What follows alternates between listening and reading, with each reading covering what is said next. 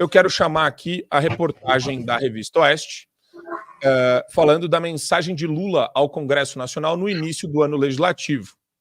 Olha isso. O Lula falando sobre golpe e governo Bolsonaro. O texto, né, assinado pelo presidente da República foi lido durante a abertura do ano legislativo do Congresso.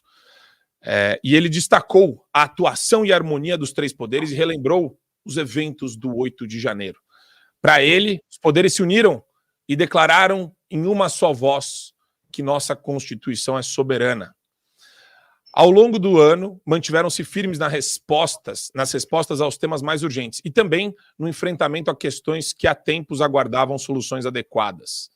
Foi assim no dia 8 de janeiro, quando a nossa resposta à insanidade dos golpistas foi tornar a democracia brasileira ainda mais forte e nossas instituições ainda mais sólidas. Essa mensagem foi entregue pelo Rui Costa e lida pelo primeiro secretário da mesa no Congresso, o deputado Luciano Bivar, do União Brasil. Ao mesmo tempo, nós temos aqui um vídeo do Lira que eu vou colocar para vocês em primeira mão sobre a relação do Executivo com o Legislativo. Grosseiramente, qualquer um que aposte numa suposta inércia desta Câmara dos Deputados neste ano de 2024, em razão sejam por causa das eleições municipais que se avizinham, seja ainda em razão de especulações sobre eleições para a próxima mesa diretora a ocorrerem apenas no próximo ano. Errará ainda mais quem apostar na omissão desta casa, que tanto serve e serviu ao Brasil, em razão de uma suposta disputa política entre a Câmara dos Deputados e o Poder Executivo. Para esses que não acompanharam nosso ritmo de entregas e realizações, deixo aqui, humildemente, um importante recado. Não subestimem esta mesa diretora, não subestimem os membros do Parlamento e dessa legislatura. E com vocês, para a gente encerrar esse contexto, a Globo falando sobre o Lira. A gente separou para vocês aí. O presidente da República, qualquer que seja ele, que tem que levar 50% mais um dos votos válidos numa eleição... Sendo que quem manda é o parlamentar que foi eleito por uma fatia do eleitorado do estado dele para um mandato de deputado federal. Está certo isso? Não está certo.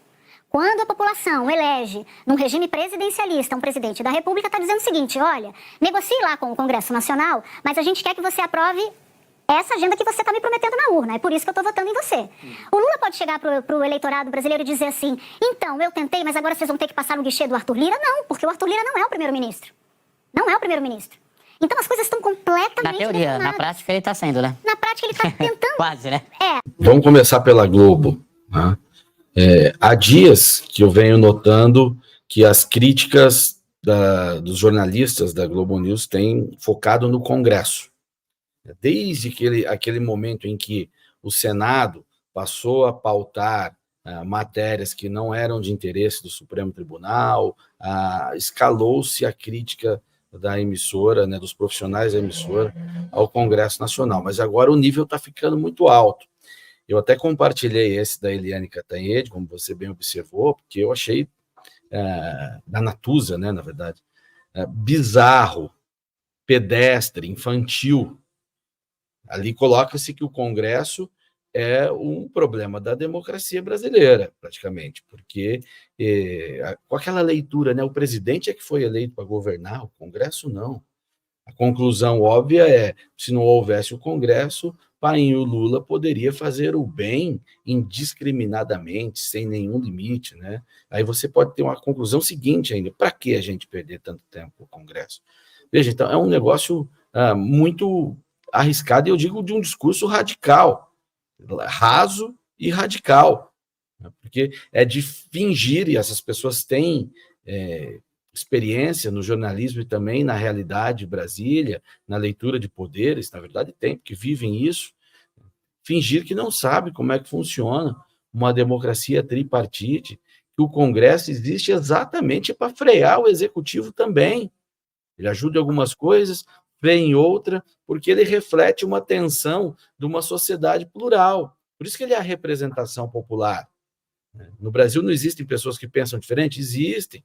Existem estados com costumes diferentes, visões de mundo diferentes, e assim, e elas estão todas representadas lá.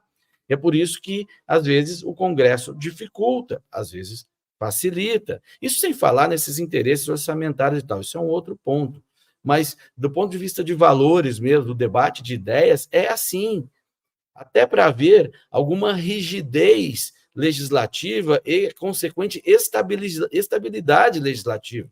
Você não pode ficar mudando leis toda hora, toda semana, todo minuto, né? Por isso que tem todo um processo rígido e ele reflete também esses valores aí que estão na sociedade, mais o rito, e assim a coisa segue minimamente organizada.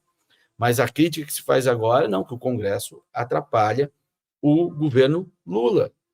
Quando o Congresso não fazia exatamente o que queria o governo Bolsonaro, e olha que eu concordava com o que o governo Bolsonaro estava fazendo, né, boa parte do Congresso também, esses mesmos que hoje são críticos de um eventual levante do Congresso, exaltavam a direção da casa. Na época era o Rodrigo Maia, o presidente da casa, era tido como um grande exemplo aí de um poder independente, né?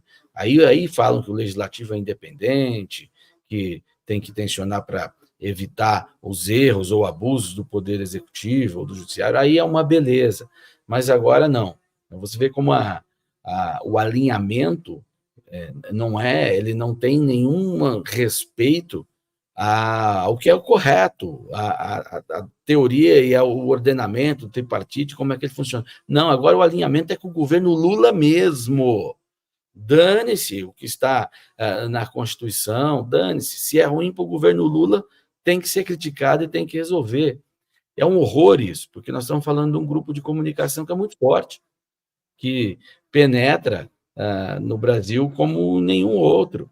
Mais que a Globo News seja uma TV fechada, mas tem o GatoNet hoje, que é incalculável o quanto ele se atinge, ou a repercussão em redes sociais, mas a Globo em TV aberta tem uma audiência superior a todas as outras somadas.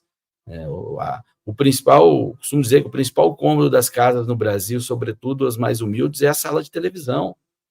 Então, o estrago que uma emissora dessa faz, a força política que ela tem é imensurável, é muito grande, mano. E isso reflete muito esse espírito do tempo.